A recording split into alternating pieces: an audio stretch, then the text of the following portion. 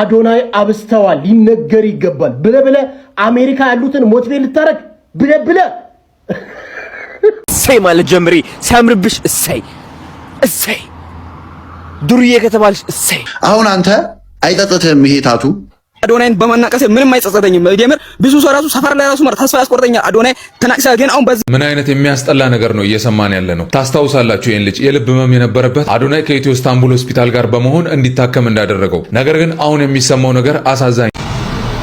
አሜሪካን ሀገር በገባ አይደለም አማርኛ ይገብታችኋል። አሜሪካን ሀገር በገባው አዶናይ አብስተዋል ሊነገር ይገባል ብለ አሜሪካ ያሉትን ሞቲቬት ልታረግ ብለ በደንብ ነው ሞቲቬት የሚያደርገው። በደንብ እንደዚህ እንደ ጉሊት ቁጭ ብሎ 24 ሰዓት ሃይማኖት ከሃይማኖት ዘር ከዘር የሚያባለው እንደዚህ አይነቱን ግለሰብ አይምከር ነው የምትሉት? ሞቲቬት አድርግ ነው የምትሉት? ምን አሜሪካ ሀገር ሰላለ ሌላ የተለየ ዓለም ውስጥ ያለ መሰለ? እናውቃለን። በርካቶች ውጭ ሀገር ተቀምጣችሁ ዘር ከዘር የምታባሉ ሃይማኖት ከሃይማኖት የምታጋጩ ስንት ተምራችሁ ያልተማራችሁ ኢንተርናሽናል ሀገር ቁጭ ብላችሁ ዱቄት የሆናችሁ ስንት አላችሁ። እናንተ ሞቲቬት አትደረጉ ነው የምትሉት? በደንብ ነው የምትደረጉት። አሜሪካ ሀገር ሄደው ተምረው ህይወታቸውን የለወጡ ጀግና ኢትዮጵያውያን አሉ። በጣም የሚገርም እነሱን አላልኩም፣ ግን ቁጭ ብላችሁ ህይወት የመረራችሁ ቁጭ ብላችሁ አሜሪካ ሀገር ላይ ህዝብን የምታባሉ አላችሁ። እናንተ ሞቲቬት መደረግ አለባችሁ። ልክ እንደዚህ አይነት ግለሰብ ማለት ነው። አዶናይ ደግሞ በደንብ አድርጎ ሞቲቬት ማድረግ ይችላል። ህይወቱ አስተማሪ ነው። ኢን 1 years እግዚአብሔር ምስክር ይምላችሁ እኔ ምንም አይደለም ላሽቃብጥለት አለመጣው። በአንድ አመት ውስጥ አዶናይ ለመጣል ብዙ ሰው ስትታገሉ ነበር። ኤግዛምፕል ሰግጥ ፈምስ ብላችሁ እንዴት ሰግጥ ትለናለህ ብላችሁ ልበሉት ደርሳችኋል። ሴጋ ብላችሁ ጭራሽ በቃ ልበሉት በቃ ጫፍ ልደርሱ ደረሳችኋል።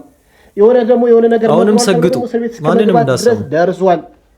ዛሬ ላይ የደረሰበት ከፍታ ከ5.4 ሚሊዮን በላይ ተከታይ በጣም በርካታ ሰዎችን በመርዳት በርካታ ሰዎችን በማገዝ ከዚህ ልጅ በላይ ምን የሚመክር ሰው አለ? ከምሬ ይምላ በአንድ አመት ውስጥ ከዛ ከወረደ ላይፍ መጥቶ እዚህ ቦታ ላይ መድረስ ቀላል ይመስላል? ከሱ ብዙ ነገር መማር ሲገባ እኔን አትመክረኝም? እኔ አሜሪካን ያለሁት ዋት መመከር አለባችሁ። አንዳንዶቻችሁ እግዚአብሔርን አሜሪካ ተቀምጣችሁ ትላልቅ ሀገር ተቀምጣችሁ የበሰበሳችሁ ሰዎች አላችሁ። ጀግና ሰዎች ደግሞ እንዳላችሁ ደግሞ አይረሳም። እናንተ አትመከሩም። 5000 ህፃናትን በልብ ለሚታመሙ ሰዎች ለመርዳት ነው ወደዛ ሄደው አዶናይን አግዙት። ይሄ ማሽቃበጣር ሪያሊቲ ነው። እውነት ነው። በደንብ መመከር አለባቸው። በተለይ እዛ ውጭ ያሉት በቃ ማንንም አይነካንም ብለው ብሔር ከብሔር ሃይማኖት ከሃይማኖት ያጋጫሉ። በቃ ማንንም አያስረንም ብለው እነሱን በደንብ መመከር አለባቸው። እነሱን እንደውም ቢመክራቸው በቃ ይሁን እነ ዮኒ ማኛ ምናምን እነ ጂጂም አሉ ምናምን ሰብሰብ አድርጎ እነሱን መምከር አለበት። አሁን አንተ አይጠጥተም ይሄ ታቱ አዶናይን በማናቀስ ምንም አይጸጸተኝም። የምር ብዙ ሰው ራሱ ሰፈር ላይ ራሱ ተስፋ ያስቆርጠኛል። አዶናይ ተናቅሳ ግን አሁን በዚህ ልጅ ባይጻነት ነው ስላላወኩ ነው ያረከው፣ ግን ሲታድግ ይጸጽትካል ምናምን ይሉኛል። ግን እኔ ደግሞ አልሰማቸውም። የምር በቃ ለምን ተስፋ አልቆርጥም በአዶናይ? በቃ አንተ ሪል ወዳጁ ነህ። በቃ ልብህን አይቼዋለሁ። አሁን እንደዚህ በምታወራ ሰዓት እኔ ልብህን ነው እያየሁት ያለው። ውጭ ሀገር እኮ ጀስቲን ቢበር እነ ጄሰን ዱሩሎ እነ በርናቤ ይነቀሷቸዋል እነሱ። አሁን ለምሳሌ እኔ ሰፈር አለ እኔ ጆሲ ብሎ የተነቀሰ እሱ አሁን እንደ ልጄ ነው። በቃ እንደ ልጄ ስቲል ነው የምንከባከበው ወዳጄ ነው። አዶናይ ከአሜሪካ ሲመጣ ቃል የምገባልህ ነገር አወራውና እሱን ታገኘዋለህ። ወንድሜ ነው ታውቃለህ። ስታገኘው ግን ሪአክሽን እኔ ዘለ ይሆን እንደ ናፒ ፍሪ ሲሰጠው ጥምጥም እንዳለው መሆን የለበትም። ማልቀስ አለበት። በጣም ነው የሚያመሰግነው። እውነት በጣም ብዙ ጊዜ ላይፍ ላይ ስመጣ አስገባኝ አዶናይን ተናቅሻለሁ እላለሁ፣ ግን ኢንቦክስን አታኝም። ልብ ቅርጽ አለች እንዴ? ከጎን ልብ ቅርጽ አለች እቺት እንዴ?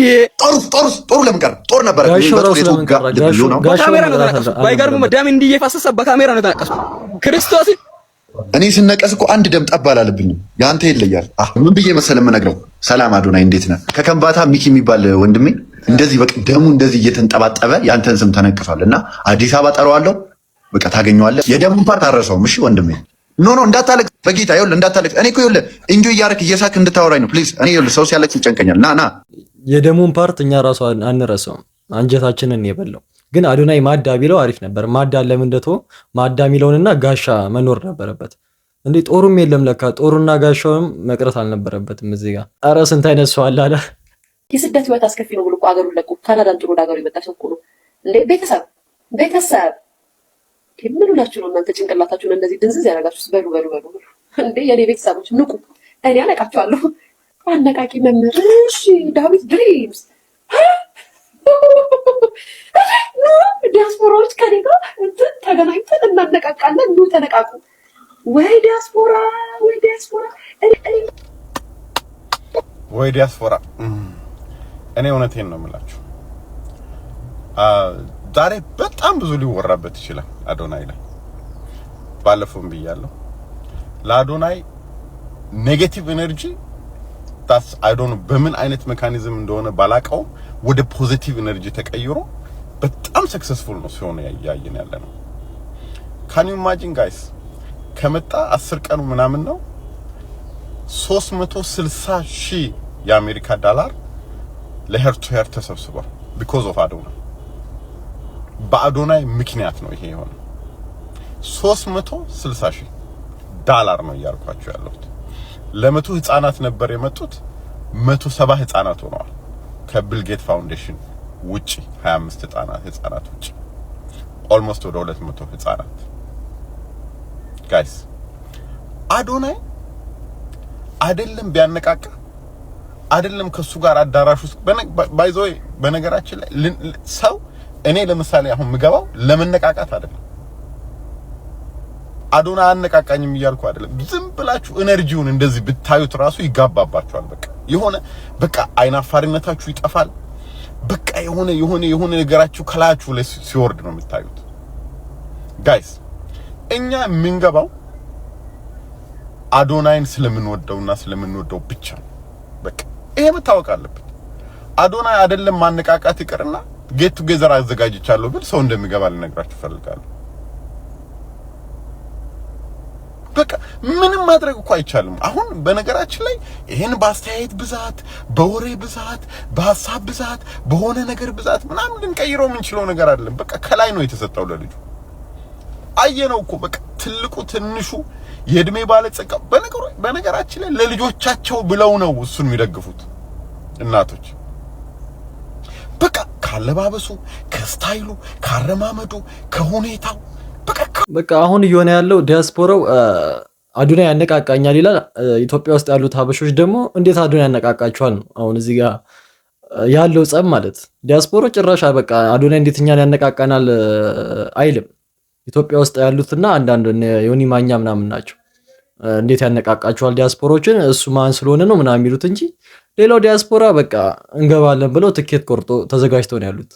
ምን አይነት የሚያስጠላ ነገር ነው እየሰማን ያለ ነው። ታስታውሳላችሁ ይህን ልጅ የልብ ህመም የነበረበት አዶናይ ከኢትዮ ኢስታንቡል ሆስፒታል ጋር በመሆን እንዲታከም እንዳደረገው። ነገር ግን አሁን የሚሰማው ነገር አሳዛኝ ነው። የልጁ አባት ልጁ እንዲድን ሳይሆን በልጁ ገንዘብ እየለመነ ነው መኖር የሚፈልገው እየተባለ ነው። በልጁ የመነገር ሱስ ያለበት ሰው ነው። ልጁ በሚገባ አሁንም እየታመመ ያለው በአባቱ ችግር። ይህንን የተናገረው ልጁን በመሱድ አማካኝነት አዶናይ ጋር እንዲገናኝ ያደረገው ቢኒያም የተባለ ሰው ነው። አባቱ ልጁን መንከባከብ ሲገባው ትኩረቱ ገንዘብና ሌላ ነገር ስለሆነ ያን ሳያደርግ ቀርቶ ድጋሚ ልጁ በተጓዳኝ በሽታ ከታመመ በኋላ ወደ ሚዲያ እየወጣ የሕክምና መጓደል በማስመሰል የኢትዮ ኢስታንቡል ሆስፒታል ችግር ለማስመሰል እየሞከረ ነው ይላል። ህመሙን የልብ ሕክምናው ላይ እንደሆነ ለማስመሰል የሚካሄድበት ርቀት እጅግ በጣም ሰዎች እርዳታ ፈልገው መጥተው ካገኙ በኋላ እንዲህ አይነት ችግሮች እየተበራከቱ ነው። ምንድነው እየተፈጠረ ያለው ትላላችሁ? ሐሳባችሁን ኮሜንት ላይ አስቀምጡልኝ። በብልሃት እንኑር። እኔ ምንም ምለው ነገር የለም። እስቲ ሐሳባችሁን ኮሜንት ላይ ጻፉልኝ። ይሄ ከባድ ነው። አሜሪካን ሀገር በገባው ነው በገባ አይደለም። አማርኛ ይገብታችኋል? አሜሪካን ሀገር በገባው እትሜን ሲስተሙ በገባክ እንጂ በኖርክበት አመታቶች አይደለም። እሺ ሜቢ አዶኒ በዛ ሰዓት ስደት ሲወጣ ሊዮኒ ማኛ ሼር አድርጉለት። ሜቢ ሂዝ 19 ኦኬ የ19 እና 20 ዓመት ልጅ ሆኖ ሲመጣ 18 ሆኖ ሲመጣ የሰው ሀገር ሲመጣ ስራ ሲሰራ ነበር። ልጅ ነው ሲመጣ ልጅ ነው አይደለም። አንድ አሜሪካ ከካናዳ እንደውም ጎበዝ ነው። ቶሎ ኢሚዲየትሊ ዲሳይድ አደረገ። ከአሜሪካ ወደ ካናዳ ሄደ። ካናዳው ተመቸው። አታለቅልቂ፣ እውነታውን ነው የምነግርህ ወንድሜ። አንተ 60 እና 70 ዓመት ቁጭ ብለህ እዚህ ሌላ አረግ ስትችል ሳታረቀረክ። ይሄ ልጅ ደግሞ ልጅ ስለሆነ ሌላ አማራጭ ነበረ። ኦኬ ምን እስቲ ካናዳ ደግሞ ሄጂ። ወጣትነቱ ያስገድደዋል። ወጣትነቱ እዛም እንዲልና ሁኔታውን አይቶ የአንደኛውን እንዲወሰን ያስገድደዋል። ይሄው ኑሯችሁን ነው ሼር ያለሁበትን ልናገር። የምትችሉት መታችሁ ስሙን ያለው ማን ነው? ይጠራችሁ አዶናይ ስም ጠርቶ አንተ ገሌ ገሌ ኑልኝ አላለም እኮ። ምንድነው ያንጨረጨራችሁ እንዴ? እኛ ምን ሰማው ምን ፈልገው ያሳለፈውን የልጅነት ኤክስፒሪየንሱን እኔ ለልጄ መስማት እፈልጋለሁ። አሜሪካን ሀገር ለተወለደው ለሰምቼ ቪዲዮ ቀርጬ ሲያድግ አሳየዋለሁ። ይሄ ቪዲዮ መታሰቢያነቱ ለዮኒ ማኛና ለነ አላዛር ምናምን ነው። በቃ ስማቸው አልተጠራም ዝም በሉ ነው እያለቻችሁ ያለችው። ወይስ ስማችሁን ጠርቶ ኑ በነፃ እንዲላችሁ ነው? $100 ይቅርብኝ ኑ ሞቲቬቱ ኑ እንዲላችሁ ነው። እኛ የማዳም ቅመሞች አይደለንም። እኛ ማዳም አታስተዳድረንም። እና እንደዛ አይነት አነቃቂ አሜሪካ መጣለው ብሎ የሚመጣ አይደለንም። እኛ we're not that። ሌሎቹ ትችላለህ እንዲሁ አፍቃሪዎች ወዳጆች ምናምን ሊያግዙ ይችላሉ። ግን በስራ የምታነቃቀው አሜሪካ አንድ ሰው የለም። አሬ ማዳም ቅመሞች እንደም ስማርት ናቸው ካንተ ልክ። ለምን አባቴ ቢሉ ያነቃቃል እዚህ ሀገር። ምንድን ነው የምታነቃቀው? እና እንዴት አልነቃህም ታዲያ? ዮኒ ማኛ you want to do that ስራ እናሳይ። you want to do that in America ማነቃቃት ትፈልጋለህ? አዶናይ my brother ስራ አሜሪካን ሀገር ተቀጠር አሳይ። so I'm going to be so proud of you when you do that። ስለዚህ ያቺን ነገር ማስተካከሉ ጥሩ ነው። ተግባባን? ያልሆነ ነገር ሲሆን ዝም ብሎ መሰከስ አያስፈልግም። እንወዳለን፣ ትመቻለህ፣ ያልካቸውን ነገሮች አሳክታል። ባንተ ኮንቴንት ክሬተር ሆነ